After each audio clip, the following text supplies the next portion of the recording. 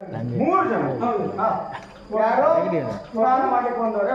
ಒಬ್ಬ ಹೊಟ್ಟೆ ಬಂದ. ಯಾರ ಹೊಟ್ಟೆ ಬಂದ. ಹೊಟ್ಟೆ ಬಂದ. ವ್ರತವರ್ಮ ಇರಬಹುದು ಏನೋ. ಅವನ ಪಕ್ಕದಲ್ಲಿ ಕುಪ್ಪಾಚಾರ್ಯ. ನಿನ್ನ ಅಪ್ಪ ಆಚಾರ್ಯ. ಕೃಪಾಚಾರ್ಯ. ಬಸವತ್ವಮಣಿ. ಹೋಗಿ ತಿಳ್ಕೊಂಡು ಬಾರ. ಹಾಗೆ ಮಾಡಿ. ಅವ್ರು ತರ್ಲಿಕ್ಕೆ ಹೇಳ. ನಿಮ್ಮ ದ್ರೋಣಾಚಾರ್ಯ ದ್ರೋಣಾಚಾರ್ಯರ ಮಗ ಅಶ್ವತ್ಥಾಮ. ಮೂರು ಜನ ಮಾತಾಡ್ತಾರೆ. ಅವರವರು ಅಂದ್ರೆ ಮೂರು ಜನರ ದೃಷ್ಟಿ ಕೇಂದ್ರದಲ್ಲಿ ಐತೆ. ದೃಷ್ಟಿ ಕೇಂದ್ರದಲ್ಲಿ ಉಂಟು. ಕೇಂದ್ರದ ಮೇಲೆ ದೃಷ್ಟಿ ಇಟ್ಟರೆ ಆಮೇಲೆ ಅಶ್ವತ್ಥಾಮ ನೋಡ್ಕೊಂಡು ಹೇಳಿದ್ರು ಇನ್ನು ಹೇಗಿದ್ದೆ ಹೇಗಾದ್ರೆ ಏನಾಯ್ತಾ ಅಲ್ಲ ಅವ್ರು ಹೇಳಿದ್ರು. ಹೌದು ಇನ್ನು ನಮ್ಮದೇ ಒಂದ್ಸಲ ಬೇಡ ಅದರಲ್ಲೇ ಪೂರ್ಣ ಕಳ್ಕೊಂಡೆ ಆದ್ರೂ ಬಿಟ್ಟಿಲ್ವೇನ. ಅಪ್ಪಣೆ ನಾ ಏನ್ ಮಾಡ್ತೀನಿ ಅಂತ ನನಗೆ ಗೊತ್ತಿಲ್ಲ ಅಂತಂದ್ರೆ ಆಗ ನಾವು ಹೇಳಿದ್ವಿ ಭೀಷ್ಮಾಚಾರ್ಯ ಅಂದ್ರೆ ಅವ್ರು ಶಿರ್ಸಿ ಮಾಡ್ಕೊಂಡ್ರು. ಎಲ್ಲಿ ಶಿರ್ಸಿ ಶಿರ್ಸಿ ಅವ್ರು ಯಾವಾಗ ಹೋಗಿ ಮಾಡ್ಕೊಂಡ್ರು ಅವರು ಮಾಡ್ಕೊಂಡ್ರು. ಆಮೇಲೆ ನಿಮ್ಮ ಅಪ್ಪ ಏನ್ ನಮ್ತಂದ್ರೆ ಯಾರಪ್ಪ ಅವ್ರಿಗೆ ಹೇಳಿದ್ರು. ದ್ರೋಣಾಚಾರ್ಯ ಅವ್ರು ಕೈ ಕೊಟ್ಟಿರಿ. ಕೈ ಕೊಟ್ರ ಭೀಷ್ಮಾಚಾರ್ಯ ನಮ್ದ ದ್ರೋಣಾಚಾರ್ಯ ನಮ್ದ ಕೃಪಾಚಾರ್ಯ ನಮ್ದ ಯಾರ ಮೇಲೆ ಭರವಸೆ ಇಲ್ಲ. ಹಾಗಾಗಿ ನಿಮ್ಗೆ ಉಪಕಾರ ಮಾಡೋ ಮನ್ಸಿದ್ರೆ ಮೊದ್ಲಿನ ನಿನ್ ಜಾಗ ಬಿಡ್ರಿ. ನನ್ನ ಜಾಗಕ್ಕೆ ಬಂತು ನನ್ನ ಹತ್ರ ಹೇಳಿದ ಆಗ ಗೊತ್ತಾಗ್ರಿ. ನೀರಲ್ಲಿದ್ದ ಮತ್ತೆ ಯಾರಲ್ಲಿ ಧ್ವಜಸ್ತಂಭನ ವಿದ್ಯೆ ಯಾವ್ದ ಧ್ವಜಸ್ತಂಭನ ಜಲಸ್ತಂಭನ ಕೌರವ ನೀರ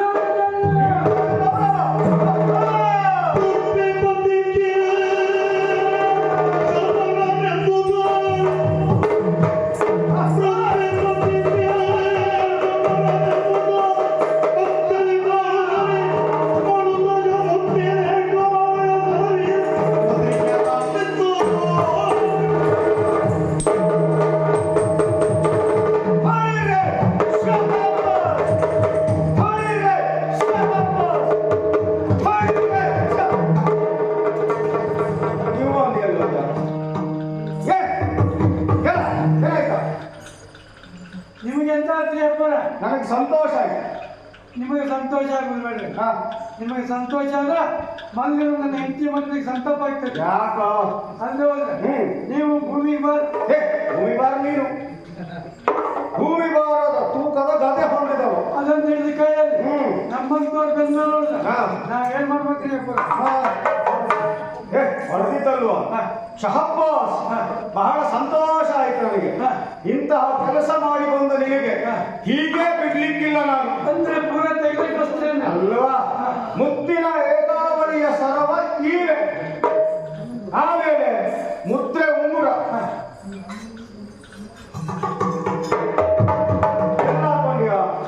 ನೀವೆಲ್ಲ ಕೊಡ್ತೀರಿ. ನಾನು ಕಿರು ಬೆರಳಿಗೆ ಹಾಕೊಳ್ಳುದು, ನೀವು ಬೆರಳಿಗೆ ಹಾಕಿ ನಮ್ಮ ಕೊರಳಿಗೆ ಹೋಗ್ತಿದ್ದಾರೆ. ಹಾಗೆ ನಮ್ಮ ಅಳತೆ ಹಾಗೆ. ಹೌದು ಮತ್ತಿಂತ ಪುಸ್ತಕ ಬಂದ್ರೆ ಹೇಳ್ಕಳಿಸಿ. ಖಂಡಿತ ಹೇಳ್ಕಳಿಸ್ತೇನೆ. ಬಹಳ ಸಂತೋಷ ಆಯಿತು. ಹೋಗುವ ಬೇಕಾದ ವ್ಯವಸ್ಥೆ ಆ ಕಡೆ ಉಂಟು.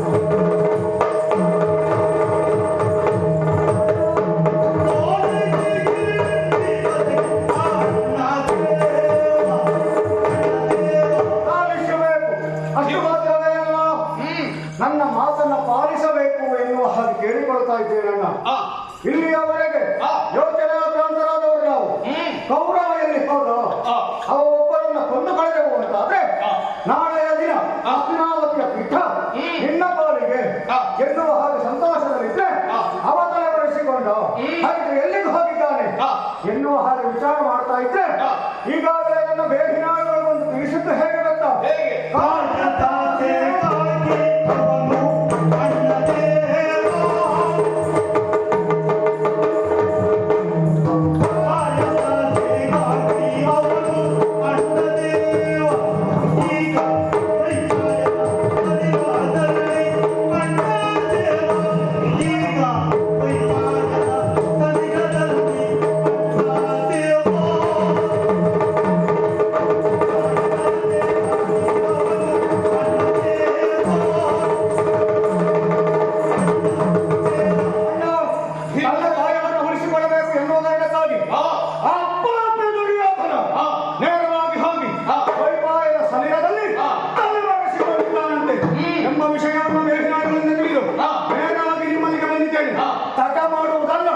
ನೇರವಾಗಿ ಕವಿಪಾಯನ ಹತ್ರ ಹೋಗಿ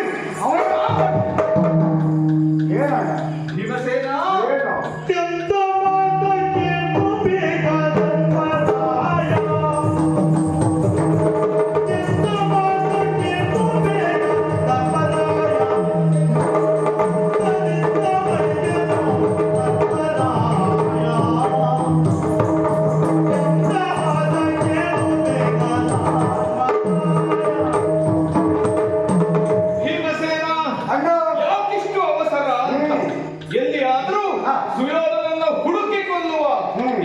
ನಿರೀಕ್ಷೆಯಲ್ಲಿದ್ದಾಗ ದ್ವೈಪಾಯನ ಸರೋವರದಲ್ಲಿ ಗಾಯದ ಆಸೆಯಿಂದಾಗಿ ಅಡಗಿ ಕುಳಿತಿದ್ದಾನೆ ಅಂತಾದ್ರೆ ನೇರವಾಗಿ ಹೋಗಿ ಕೊಲ್ಲಿಕ್ಕಾಗ್ತದೆ. ಹಾಗೆ ಮಾಡುವುದಕ್ಕೆ ಸಾಧ್ಯ ಇಲ್ಲ. ಕೊನೆಯ ದಿನ ನೀವು ಮಧ್ಯಾಹ್ನಗಳಿದೆ ಈಗಲೂ ಕೊಲ್ಲಲೇ ಹೋದ್ರೆ ಸೂರ್ಯಾಸ್ತ ಆಯಿತು ಅಂತಾದ್ರೆ ಮುಂದೆ ಜಯ ಎನ್ನುವುದು ಅವರ ಪಾಲಿನಲ್ವಲ್ಲ. ಹಾಗಾಗಬಾರದು ಅಂತಾದ್ರೆ ನಮ್ಮ ವ್ಯವಹಾರ ಭಾವನನ್ನು ಬಿಟ್ಟು ವ್ಯವಹಾರ ಇಲ್ಲ. ಸರಿ, ಹಾಗಾಗಿ ಪಾಂಡವರನ್ನ ಭಕ್ತಿಯ ಪಂಜರದಲ್ಲಿಟ್ಟು ಕಾಪಿಡುತ್ತಾ ಬಂದವ ಭಗವಾನ್ ಶ್ರೀಕೃಷ್ಣನಲ್ಲವೇ ಅವನಲ್ಲೇ ವಿಷಯವನ್ನು ಪ್ರಸ್ತಾಪಿಸಿ ಮುಂದುವರಿಯೋಣವಂತೆ. ಬನ್ನಿ.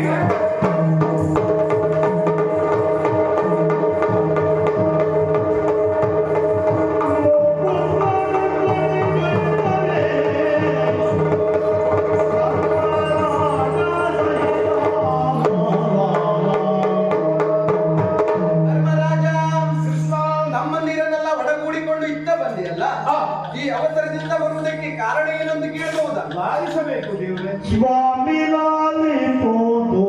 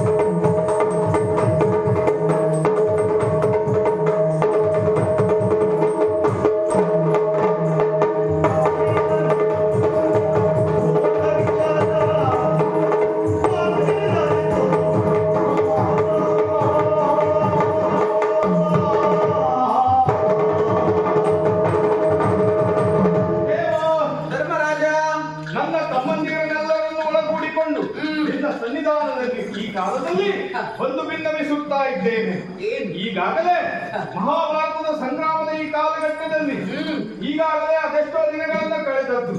ವಿಜಯ ಎನ್ನುವುದು ನಮ್ಮ ಪಾಲಿಗಾಗಿದೆ. ಇಂದಿನ ಈ ಪ್ರಮುಖ ಘಟ್ಟದಲ್ಲಿ ಪ್ರಮುಖ ನಿರ್ಣಾಯಕ ಪಾತ್ರವನ್ನು ವಹಿಸಿದವ ಸುಯೋಧನ ನಿಂತಾನೆ. ಹಾಗಾದ್ರೆ ಅವ ಎಲ್ಲಿದ್ದಾನೆ ಎನ್ನುವಂತ ಪ್ರಶ್ನೆ ಒಳ ಮೂಡಿದಾಗ ಭೀಮನ ಬೇಹಿ ನಾಡುಗಳು ಅವ ದ್ವೈಪಾಯನ ಸರೋವರದಲ್ಲಿ ಕಾಯದ ಆಸೆಗಾಗಿ ಅಳಿದು ಕುಳಿತಿದ್ದಾನಂತೆ. ಆದರೆ ಆ ಸರೋವರದಲ್ಲಿ ಅಡಗಿ ಕುಳಿತಿದ್ದಾನೆ ಎಂಬಲ್ಲಿಗೆ ನೀವು ಇಲ್ಲಿವರೆಗಾಗಿ ಬಂದ್ರಲ್ಲ, ಅಲ್ಲಿಗೆ ಹೋಗ್ಲಿಕ್ಕೆ ಅದನ್ನೇ ಹೇಳಿದೆ. ಹೋಗಬೇಕಿತ್ತು. ಆದರೂ ಧರ್ಮ ಜಿಜ್ಞಾಸೆ ಎಂಬುದು ನನ್ನನ್ನ ಬಾಧಿಸುತ್ತಾ ಉಂಟು.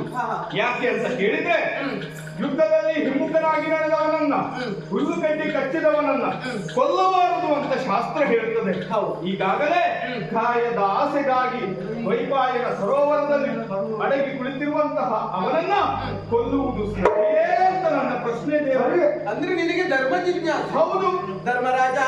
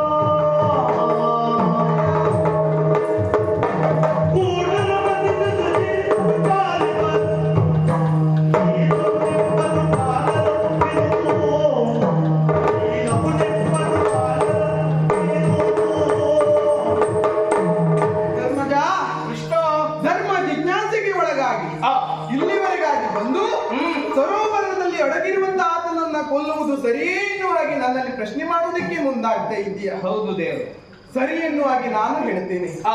ಯಾಕೆ ಗೊತ್ತುಂಟ? ದುಷ್ಟರನ್ನ ಸಂಹರಿಸಿ ಶಿಷ್ಟರನ್ನ ಪರಿಪಾಲಿಸಬೇಕಾಗಿರುವುದು ಕರ್ತವ್ಯ. ಉದಾಹರಣೆಗೆ ನೀನೆ ಧರ್ಮವೇ ತನ್ನ ಉಸಿರು ಎನ್ನುವ ಹಾಗೆ ಇಲ್ಲಿವರೆಗಾಗಿ ಜೀವಿಸಿದವ. ಯಾವತ್ತೂ ಅಧರ್ಮದ ಮಾರ್ಗವನ್ನ ತುಳಿದವ ನೀನಲ್ಲ. ಆದ್ರೆ ಆತ ಹಾಗಲ್ಲ. ಹುಟ್ಟಿದ ಆರಭ್ಯ ಅಲ್ಲಿಂದ ಇಲ್ಲಿಯವರೆಗೆ ಅಧರ್ಮದ ಮಾರ್ಗವನ್ನೇ ತುಳಿಯುತ್ತಾ ಬಂದವ. ಹಾಗಾಗಿ ಧರ್ಮವನ್ನ ಮರೆತು ಅಧರ್ಮದ ಮಾರ್ಗವನ್ನ ತುಳಿಯುತ್ತಿರುವಂತ ಆ ಕೌರವನನ್ನ ಕೊಲ್ಲುವುದು ಸರಿ ಎನ್ನುವ ಹಾಗೆ ನನ್ನ ಉತ್ತರ. ಆಯ್ತಲ್ಲ, ಹೋಗುವ. ಅವನಿಗೆ ಅವಸರ ಇರ್ಬೋದು, ನನಗೂ ಅವಸರ ಇಲ್ಲ. ನನಗೆ ಗೊತ್ತುಂಟು, ಯಾರಿಗೆ ಅವಸರ ಇಲ್ಲದೆ ಇದ್ರು ಅವನಿಗೆ ಅವಸರ ಇರ್ತದೆ. ನನಗೆ ಅವನನ್ನು ಕೊಂದವರೆಗೂ ಸಮಾಧಾನ ಇಲ್ಲ. ಹಾಗಾಗಿ ನಾನು ಹೇಳುವುದೇನು ಗೊತ್ತುಂಟ ಕೃಷ್ಣ, ಏನು? ಅವನನ್ನ ಕೊಲ್ಲುವುದೇ ಸರಿ ಅಂತ ಹೇಳ್ತೀಯಲ್ಲ, ಅವ ಅಂತ ದೊಡ್ಡ ತಪ್ಪು ಏನು ಮಾಡಿದ್ದಾನೆ ನಿನಗೆ ಗೊತ್ತಿಲ್ವಾ?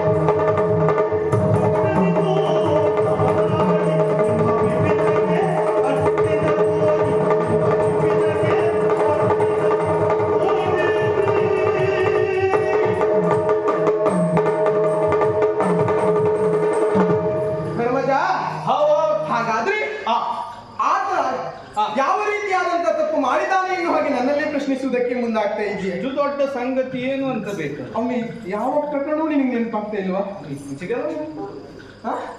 ಅಲ್ಲ, ಧರ್ಮಶಾಸ್ತ್ರ ಓದಿದ ಹೆಚ್ಚಾಗಿ ಮಾಡ್ತೋಯ್ತು. ಇಲ್ಲಪ್ಪ, ಈಗ ಧರ್ಮನಂದನಾದ ನನಗೆ, ಯಾಕೆಂದ್ರೆ ನೀನು ಒಳ್ಳೆ ಮಾತುಗಾರ ಅವರು.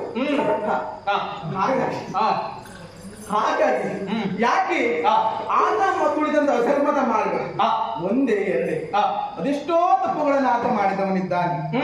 ಒಂದು ಅರಗಿನ ಮನೆಗೆ ಬೆಂಕಿಯನ್ನು ಇತ್ತವ ಆತ. ಅಷ್ಟೇ ಯಾಕೆ ಈ ಭೀಮಸೇನ ತಿನ್ನುವಂತ ಅನ್ನಕ್ಕೆ ವಿಷವನ್ನ ಇತ್ತವ ಆತ. ಮಾಡ್ಕೋಗಿದೆ. ಅಷ್ಟೇ ಅಲ್ಲ, ನಿಮ್ಮನ್ನ ಮೋಸದಿಂದ ದ್ಯೂತವನ್ನು ಆಡುವುದರ ಮೂಲಕ ಆ ಆಟವದಲ್ಲಿ ಸೋಲಿಸಿ ಕಾಡಿಗೆ ಒಟ್ಟಿದವ ಆತನಿದ್ದ. ಅಜ್ಞಾತವಾಸವನ್ನ ಮಾಡುವುದಕ್ಕೂ ಆತನೇ ಕಾರಣ. ಅಷ್ಟೇ ಯಾಕೆ ನಿಮ್ಮ ಐವರ ಮಡದಿಯಾಗಿರುವಂತಹ ಆ ಪಾಂಚಾಲಿ ದ್ರೌಪದಿ ಆಕೆಯ ಸೀರೆಯ ಸೆರಗಿಗೆ ಕೈಯನ್ನಿತ್ತು ಆಕೆ ಮಾನಭಂಗಕ್ಕೆ ಪ್ರಯತ್ನಿಸಿದವ. ಹಾಗಾಗಿ ಆತ ಮಾಡಿದಂತ ಪ್ರಕರಣವನ್ನ ಹೇಳುವುದಕ್ಕೆ ಹೋದರೆ ಎಷ್ಟೋ ಉಂಟು. ಇಷ್ಟೆಲ್ಲ ತಪ್ಪನ್ನ ಮಾಡಿರುವಂತ ಆತನನ್ನ ಓದುವುದು ಸೂಕ್ತ ಎನ್ನುವ ಹಾಗೆ ನನ್ನ ಉತ್ತರ. ಆಯ್ತಲ್ಲ, ಹಾಗಲ್ವೋ ತಮ್ಮ, ಆಟ ಆಡುವವರ ಕಥೆ ಹಾಗೆ ಭಾವ. ಆಡುವುದಕ್ಕೆ ಕುಳಿತಿರುವಂತಾದ್ರೆ ಏನು ಹೋಗ್ತದೋ ಏನ್ ಬಿಡ್ತದೋ ಗೊತ್ತಿಲ್ಲ. ಆದ್ರೂ ಕಳೆದುಕೊಂಡದ್ದಾಗಿದೆ, ಅನುಭವಿಸಿದ್ದು ಆಗಿದೆ. ಆದ್ರೆ ಅಲ್ಲಿದ್ದಾರೆ ಯಾಕೆ ಪುಣ್ಯಾತ್ಮ ಅವನು ಬೇಗ ಮುಗಿಸ್ಬೇಕು ಅಂತ ಹೇಳಿ. ಆದ್ರೆ ನೀನು ದರೆ ದರೆ ಏನೇನು ಉಂಟೋ ನೀನದು ಎಲ್ಲ ಇಲ್ಲೇ ಕೇಳಿಸ್ಬೇಕು. ಈಗಲೇ ಹೋದ್ಮೇಲೆ ಯಾವುದನ್ನು ಕೇಳಲಿಕ್ಕಿಲ್ಲ. ಇಲ್ಲಪ್ಪ, ಆದ್ರೆ ನಮ್ಮ ಬಂಧು ಅಲ್ವ ದೇವರು. ಬಂಧು ಎನ್ನುವಂತದ್ದು ಯೋಚಿಸುವಂತ ಅಗತ್ಯತೆ ಇಲ್ಲ. ಈ ಹಿಂದೆ ನನ್ನ ಪ್ರಕರಣ ಕೇಳಿಲ್ವ ನೀನು? ನನ್ನ ಮಾವನಾಗಿರುವಂತ ಕೌಸಲನ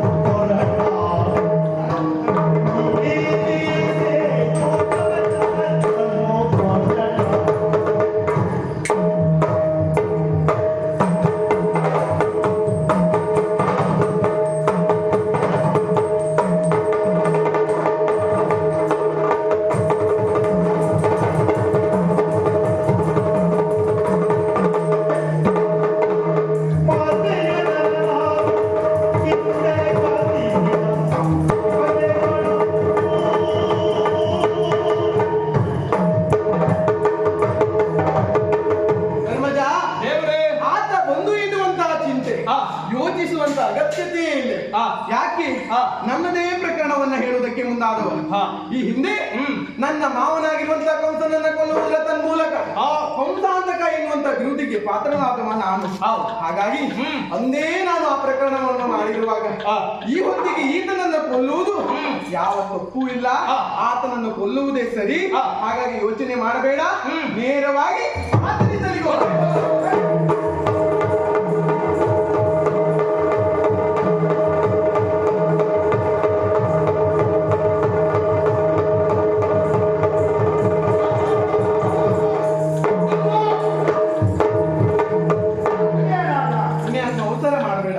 ನಿನಗೆ ಅವಸರ ಉಂಟು, ನನಗೂ ಗೊತ್ತುಂಟು. ಹೋಗ್ತೇನೆ, ಆತ ನೀರಿನಲ್ಲಿ ಅಡಗಿ ಕುಳಿತುಕೊಂಡಿದ್ದಾನೆ. ಹಾಗಾಗಿ ಆತ ಅಲ್ಲಿರುವಂತಹ ಸಂದರ್ಭದಲ್ಲಿ ನೀನು ಕೊಲ್ಲುವುದಕ್ಕೆ ಮುಂದಾದೆ ಅಂತ ಆದ್ರೆ ಧರ್ಮದ ಯುದ್ಧ ಆಗುವುದಿಲ್ಲ. ಅಧರ್ಮದ ಯುದ್ಧ ಎನ್ನುವುದಾಗಬೇಕು.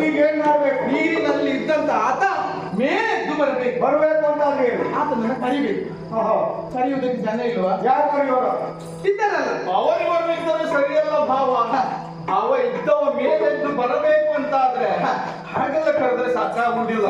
ಇನ್ನೊಂದು ವಿಷಯವನ್ನು ಹೇಳುವುದಾದ್ರೆ ದೇವರೇ, ಇದೇ ಕಾಲ ಹರಣ ಮಾಡ್ತಾ ಇದ್ರೆ ನಿಹಾರಿಕ ಮಂಡಲದಲ್ಲಿ ಹಲವು ನಕ್ಷತ್ರಗಳನ್ನ ಎಣಿಸಬಹುದು, ಕೆಲವೊಂದು ಎಣಿಸ್ಲಿಕ್ಕೆ ಕೆಲವು ನಕ್ಷತ್ರ ಮರೆಯಾಗಿ ಬಿಡುತ್ತೆ. ಹೌದಾ? ಅದರ ಹೊರತಾಗಿ ಮತ್ತೆ ನನಗೆ ಧರ್ಮ ಜಿಜ್ಞಾಸೆ ಬಂದ್ರೆ ಮತ್ತೆ ನಿನ್ನ ಪ್ರಶ್ನೆಗೆ ಉತ್ತರ ಕೊಡುವುದು ನನಗೆ ಕಷ್ಟ ಆಗ್ತದೆ. ಹಾಗಾಗಿ ಆ ಮಂಡಲದ ಸುದ್ದಿ ಬೇಡ ನಮಗೆ. ಹಾಗಾಗಿ ಕೌರವರಲ್ಲಿ ಹಿರಿಯ ಅವನಲ್ವಾ, ಪಾಂಡವರಲ್ಲಿ ಜ್ಯೇಷ್ಠನಾನು. ಹಾಗಾಗಿ ಅವನನ್ನ ಮೇಲೆಬ್ಬಿಸಬೇಕು ಅಂತಾದ್ರೆ ಬಹುಶಃ ನನ್ನ ಮೇಲೆ ಅವನಿಗೆ ಕಣ್ಣು ಉಂಟು ಅಂತ ನೀನೇ ಸರಿ. ಹಾಗಾಗಿ ಅವನನ್ನು ಕರೆಯುವಂತ ಒಂದು ಪ್ರಯತ್ನವನ್ನು ಮಾಡಿ ನೋಡ್ತೇನೆ.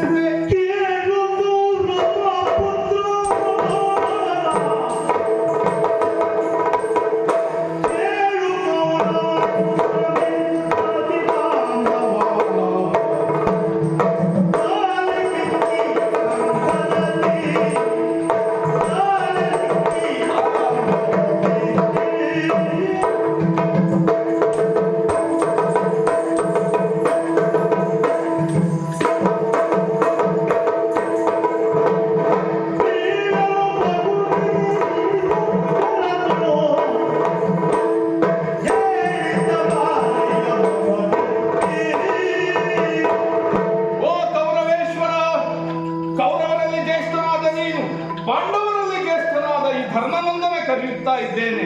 ಇದು ತಮ್ಮನಾದಂಥ ಭೀಮಸೇನನ ಗದಾಪ್ರಹಾರಕ್ಕೆ ತುತ್ತಾಗುವುದಕ್ಕಿಂತ ಮೊದಲು ನಿನ್ನನ್ನು ಉತ್ತರಿಸುವಂತ ಸಲುವಾಗಿ ಅವನಿಗೆ ಸುಮ್ಮನುಳಿಸದ್ದಾಗಿದೆ. ನನ್ನ ಮಾತಿನಲ್ಲಿ ನಿನಗೆ ಭರವಸೆ ಇದ್ದದ್ದು ಹೌದು ಅಂತಾದ್ರೆ ಬಾರ ಕೌರವ, ಬಾ ಬಾ. ಅವ ಹೇಗೂ ಬರುವುದಿಲ್ಲ ಅಂತ ಮಾತಾಡ್ಬೇಕಾದ್ರೆ ಗೊತ್ತಾಗಿದೆ. ಯಾಕೆ ಇವ ಧರ್ಮಕ್ಕೆ ರಾಯ, ಅವ ಅಧರ್ಮಕ್ಕೆ ರಾಯ. ಈ ಧರ್ಮದ ಮಾತಲ್ಲ ಅವನಿಗೆ ಗೊತ್ತೇ ಆಗುದಿಲ್ಲ ದೇವ್ರೆ. ಪ್ರಯೋಜನವೂ ಆಗಲಿ, ಸಾಕಾಗಲಿ.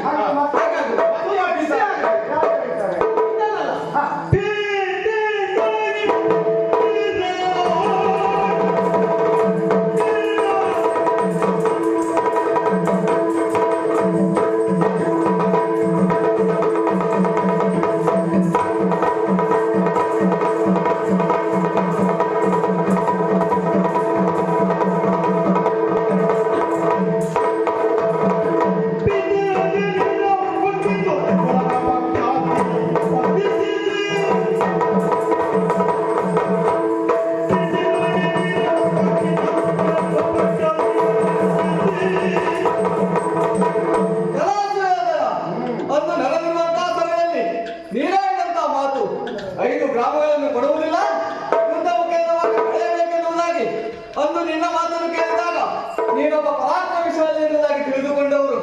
ಆದ್ರೆ ಇಲ್ಲಿ ಬಂದು ನೋಡ್ತಾ ಇದ್ದೇನೆ, ಇದೆಲ್ಲವೂ ಸುಳ್ಳು ಅಂತ ಗೊತ್ತಾಗ್ತಾ ಇದೆ.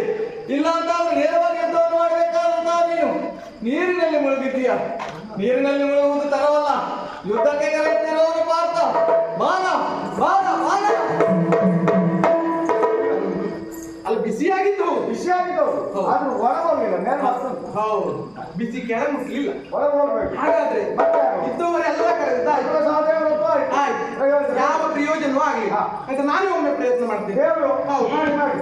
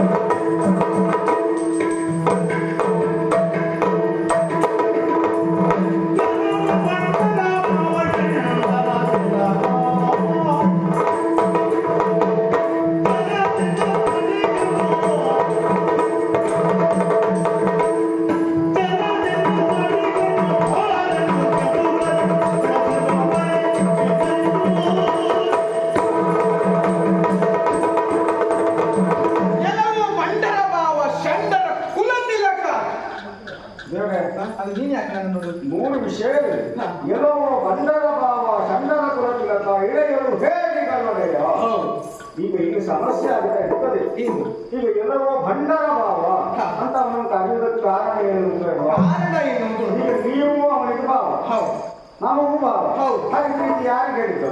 ಅವನಿಗೆ ಹೇಳಿ ಹಾ ಹಾಗಂತ ಇಲ್ಲಿದ್ದು ಯಾರಿಗೂ ಹೇಳಿದ್ದಾರೆ. ಹಾ.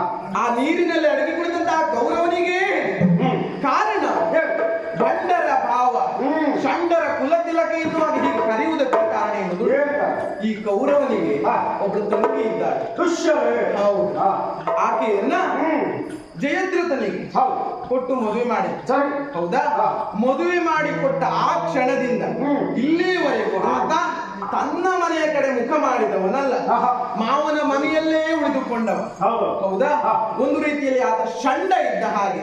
ಆ ಷಂಡನಿಗೆ ಈತ ಭಾವ, ಹಾಗಾಗಿ ಭಂಡರ ಭಾವ ಅಂತ ಹೇಳಿದ್ದು. ಹಾಗಿದ್ರೆ ಮದುವೆಯಾದ ಮೇಲೆ ಯಾರು ಹೆಂಡತಿ ಮನೆಯಲ್ಲಿ ಉಳಿದಾಗ ಅವರೆಲ್ಲರೂ ಭಂಡರ ಭಾವ ಅಂತ ಕರೆಸಿಕೊಳ್ತಾರೆ. ಎಲ್ಲರಿಗೂ ಅಲ್ಲ, ಕೆಲವರಿಗ ಅಂದ್ರೆ ಇವನಂತವರಿಗೆ. ಸರಿ, ಇವನಂತವ್ರಿಗೆ.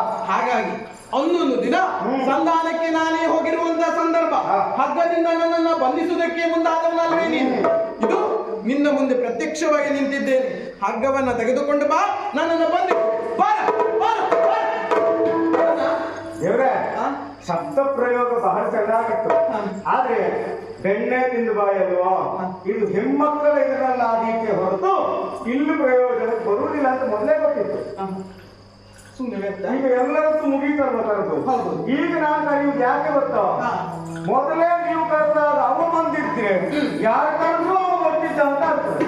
ಹಾಗಾಗಿ ನೀವೆಲ್ಲ ಕರೆದು ಮುಗಿದ ಮೇಲೆ ನಾನು ಕರೆಯುವ ಅಂತ ಸುಮ್ಮನಿದ್ದದ್ದು. ಆದ್ರೆ ನೀವೆಲ್ಲ ಕರೆದ ಹಾಗೆ ನಾನು ಕರೆಯುವುದಲ್ಲ.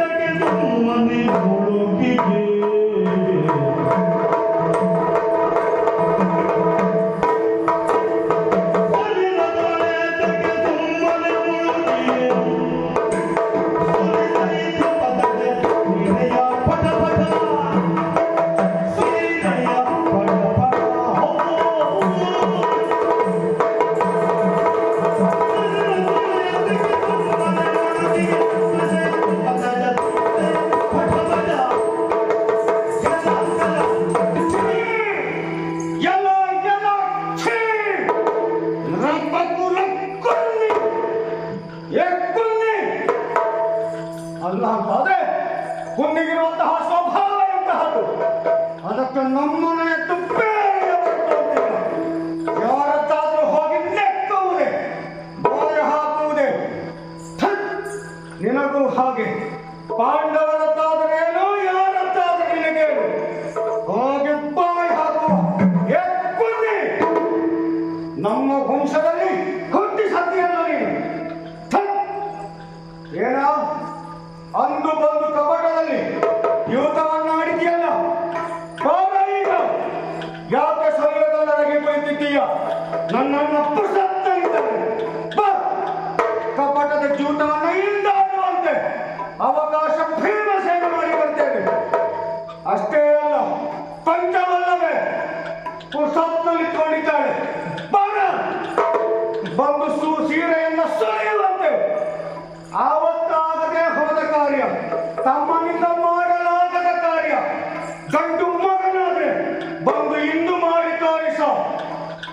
ಇಲ್ಲಿಗೆ ಕರೆಯುತ್ತಾ ಇರುವವ ಯಾರು ಗೊತ್ತ?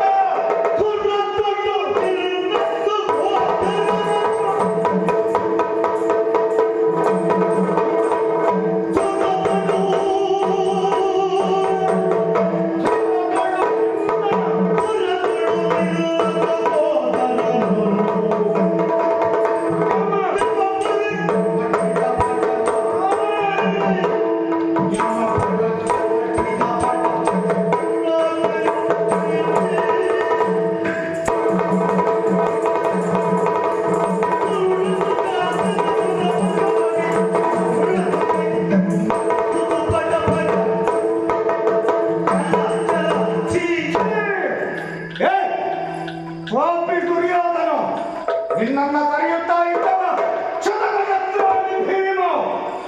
ನನ್ನನ್ನ ಕಂಡ್ರಾಗುವುದಿಲ್ವಲ್ಲ ನಿನಗೆ?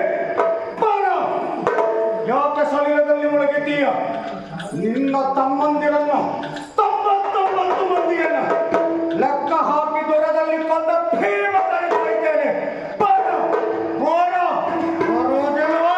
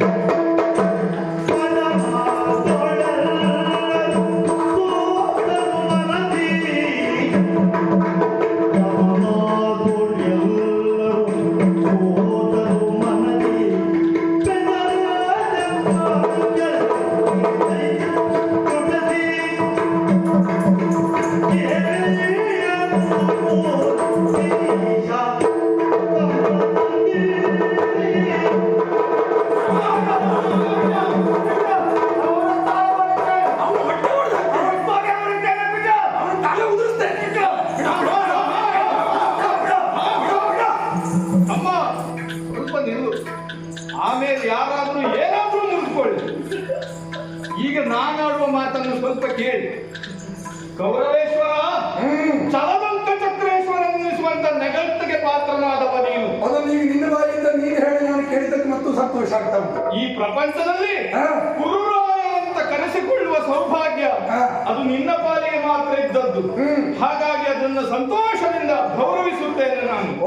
ಆದ್ರೆ ಇವತ್ತಿನ ಈ ದಿವಸದಲ್ಲಿ ಧರ್ಮಯುದ್ಧ ಆಗಬೇಕೆನ್ನುವುದು ನನ್ನ ಅಂಬೋಣ. ಗೌರವನಿಗೆ ಈ ಧರ್ಮದಿಂದ ಈ ಹೊತ್ತಿನಲ್ಲಿ ಈ ಸ್ಥಳದಲ್ಲಿ ಗೌರವ. ಹೌದು. ಯಾಕೆ ಅಂತ ಕೇಳಿದ್ರೆ ನನ್ನ ವ್ಯಕ್ತಿತ್ವ ಹಾಗುಂಟು. ನಿಜವಾಗಿ ಹೇಳುವುದಾದ್ರೆ ಇವತ್ತಿನ ಈ ದಿವಸದಲ್ಲಿ ಕೂಟ ಯುದ್ಧ ಆಗಬಾರದು. ಕೂಟ ಯುದ್ಧ? ಹೌದು. ನೀವು 5 ಜನ ಇದ್ದೀರಿ, ನಿಮ್ಮದೊಂದು ಕೂಟ. ಹೌದು. 5 ಅಲ್ಲ, 10, 10ಕ್ಕೆ 10, 20, 200, 1000, 2000. ನೀವು ಎಷ್ಟು ಜನ ಬಂದು ಒಂದೇ ಪೆಟ್ಟು ಹಾಗಾಗಬಾರದು. ಯಾಕೆ ಅಂತ ಕೇಳಿದ್ರೆ ಈ ಕೂಟ ಯುದ್ಧ ನಿಷಿದ್ಧ ಆಗಬೇಕು. ದ್ವಂದ್ವ ಯುದ್ಧ ಆಗಬೇಕು. ದ್ವಂದ್ವ ಆಗಬೇಕು. ಹಾಗಾಗಿ ಇರುವಂತ ಪಾಂಡವ ದೈವರಲ್ಲಿ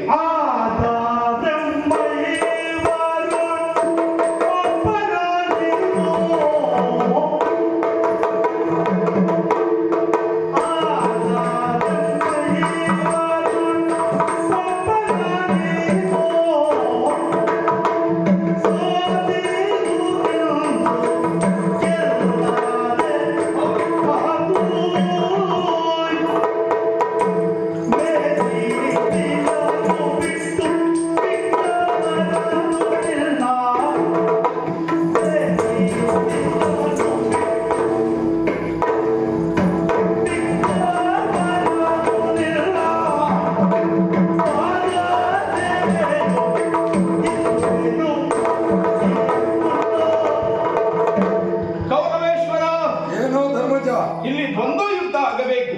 ಹಾಗಾಗಿದ್ದ ಹೌದು, ಯಾರು ಬರ್ತೀರಿ? ಎಲ್ಲರೂ ಸಿದ್ಧರಿದ್ದಾರೆ.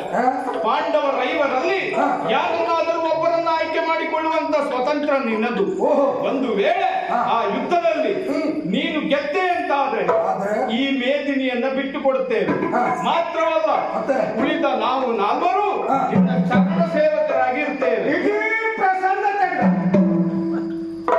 ನಿಮ್ಮ ಯುಗದಲ್ಲಿ ಈಗ ಒಬ್ಬನನ್ನು ನಾನು ಹೊಡೆದು ಉರುಳಿಸಿದ್ದೇನೆ. ಆ, 4 ಜನ ನಿನ್ನ ಚರಣ ಸೇವಕರಾಗಿರ್ತೇವೆ. ಚರಣ ದಾಸಿ ಅಲ್ಲ, ಚರಣ ದಾಸ.